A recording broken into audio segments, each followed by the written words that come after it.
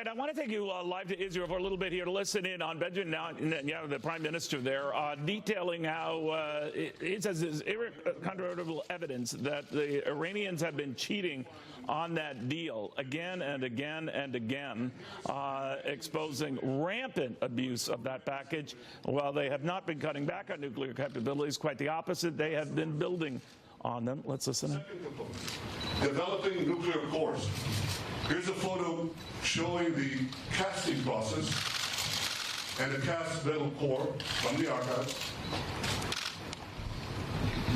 And here's a secret underground facility the Iranians were building to produce nuclear cores.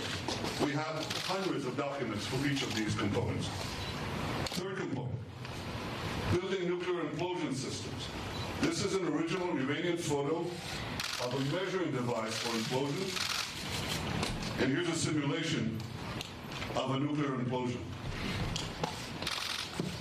Fourth element, preparing nuclear tests.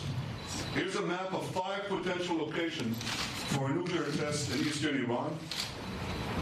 1, 2, 3, 4, 5. We have many, many more such documents. And fifth, integrating nuclear weapons on missiles. Here's a design for a nuclear payload on a Shahab-3 missile from the archive. Here's the warhead. Here's the bomb. And I don't have to remind you of it, that Iran is continually expanding the range of its ballistic missiles, its nuclear-capable missiles. They started with 1,000 kilometers, and now up to 2,000, roughly. They can reach Riyadh, Tel Aviv, Moscow, but they're working on far, far greater ranges. They're planning much longer range missiles to carry nuclear weapons. So these files conclusively prove that Iran is brazenly lying when it says it never had a nuclear weapons program.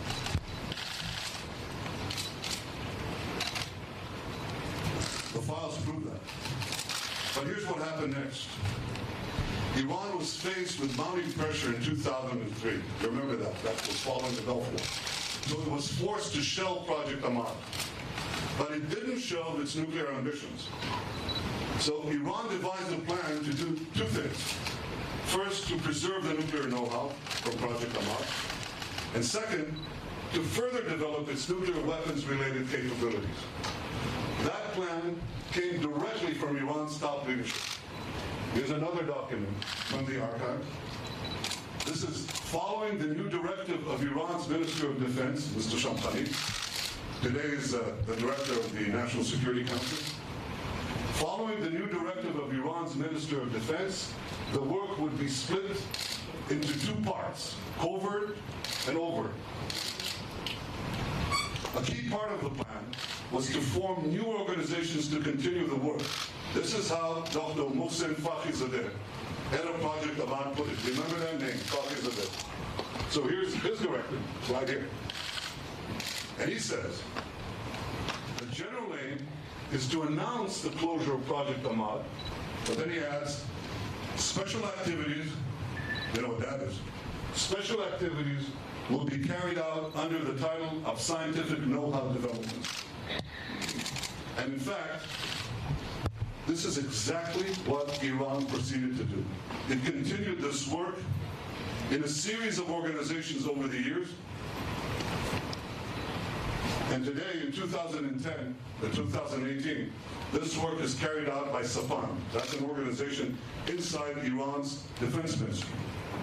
And you will not be surprised to hear that Sapan is led by the same person who led Project Ahmad, Dr. Fakhrizadeh, and also, not coincidentally, many of Sapan's key personnel worked under Fakhrizadeh on Project Ahmad.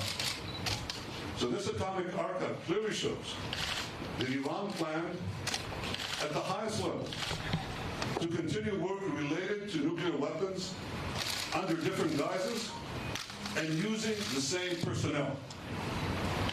I want to give you Another example of Iran's nuclear weapons-related activities that continued after Project Ahmad.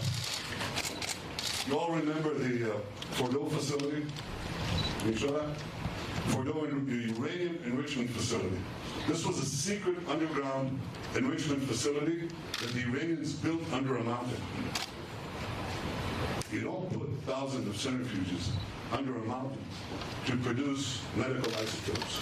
You put them there for one reason: nuclear weapons. Enrichment for nuclear weapons. But the files show that Fordo was designed from the get-go for nuclear weapons as part of Project Ahmad. Here's an original Iranian blueprint of Fordo.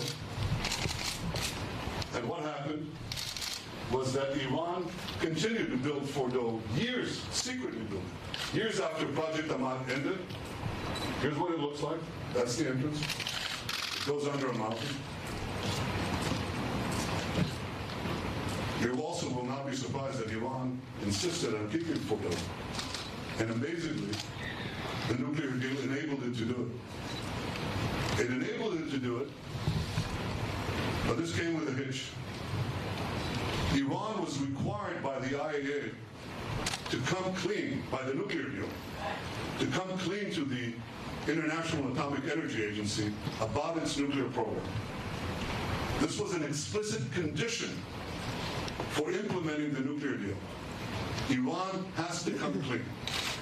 So in December 2015, the IAEA published its final assessment of what it called the military. If you're just tuning in here, on the left of your screen, Israeli Prime Minister Benjamin Netanyahu is addressing his nation. This is a very unusual request he made of the broadcast agencies there to take to the nation's airwaves. It's about 8:23 p.m. Israeli time.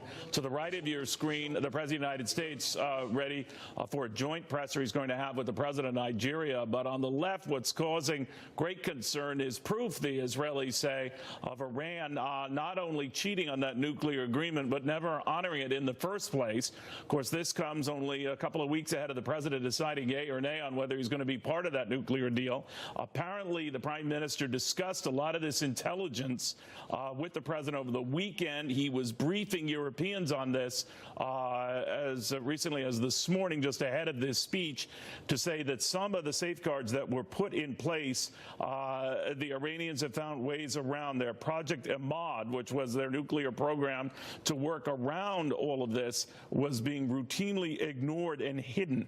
That the Iranians, according to the Israelis and according to Mr. Netanyahu, have designed and produced and tested warheads with great ease and right under our noses. Tom Bevan, on the significance of this, if proven true, obviously, Tom, you think about it, and that country's close, relationship, Iran with North Korea, and those upcoming talks, a lot is at play here. No, absolutely, and you're right. This is a pretty remarkable thing to watch the Prime Minister of Israel address in prime time, and it isn't any coincidence, I don't think, Neil, that just after President Macron was here, Angela Merkel was here, both trying to convince Trump to stay in the Iran deal and to make some additions to it as opposed to scrapping it altogether. That we're now seeing sort of the counter side of that argument, and from what I've seen. Of what Netanyahu has outlined, it looks pretty persuasive, although we'll have to wait and see what else he has. But it sounds pretty convincing that Iran has indeed violated the nuclear pact. And we should stress here, this is from a cache of files that the Prime Minister says were obtained from Iran and prove that Iran continues to run this secret program. Now, I thought there were built-in, checks and balances to this, though, Tom, where we could keep track of what they were doing. If we take the Prime Minister at face value, the Iranians might have found ways around that. And there might be egg on the face of European leaders who wanted to keep the deal we had in place with Iran, but just fix it. The president has long held the view you can't fix something that's not working. This would, kind of reinforce his argument, right? Absolutely, absolutely. And even Macron and Merkel, when they left town, basically conceded that they weren't able to convince Trump to waver from his desire to pull out of this pact and to, scrap it and start over. I mean, Trump has said from the very beginning during the campaign as president that this was a terrible deal, should never have been signed. And he believes, I think, the evidence, even though he had, I think, previously certified to stay in the pact, which has to happen, I think, every 6 months, right.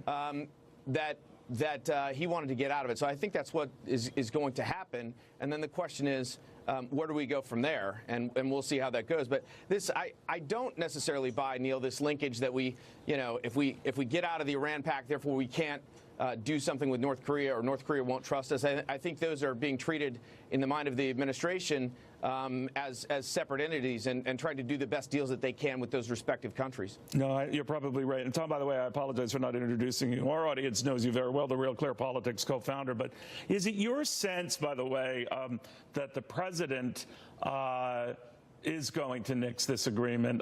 It's a couple of weeks away when he has to decide yea or nay, but we are the only ones really leery of it. That is, the United States have been leery through this president, and this is probably just icing on the quitting cake, right? Yeah, I haven't seen anything coming from any administration officials to suggest anything other than the fact that Trump's probably going to scrap it on May 12th, which is the next deadline. Now, that could change, obviously. Trump is notoriously, tough to read. But this one sounds like, as far as everything stands right now, that he will scrap it. All right. Tom, thank you very, very much. Guys, I do want to go and indulge me because I know our sponsors are crucial, but this is a big deal here. Back to this Benjamin Netanyahu announcement where he is detailing what he says is undeniable proof that the Iranians have cheated. Now, apparently, looking at the beginning part of this speech, he was also saying this was going from the get-go, that the deal almost as soon as it was signed was going uninterrupted, that this activity was going uninterrupted. He's going to be taking questions from local media. Let's dip into this. מודיעיניים מהחשובים שידעה מדינת ישראל. חשפנו את הארכיון הסודי של הגרעין האיראני.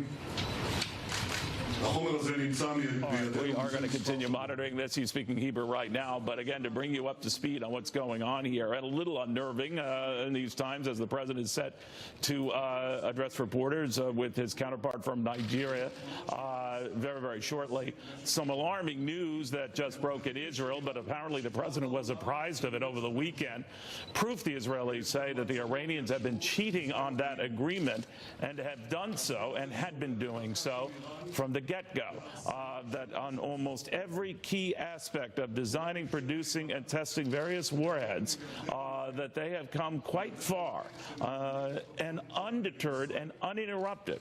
Now, of course, part of that agreement was to make sure that we could check this sort of activity and find out what was going on. I don't know enough about where this activity was cited, how the Israelis got this intelligence, but they say it is irrefutable and that these files and extra material are coming from those with impeccable credentials. Now, this will no doubt come up as a source of questioning with the president and his counterpart from Nigeria, the first African leader to visit this president since he became president, also focusing on the markets. Now, we'd have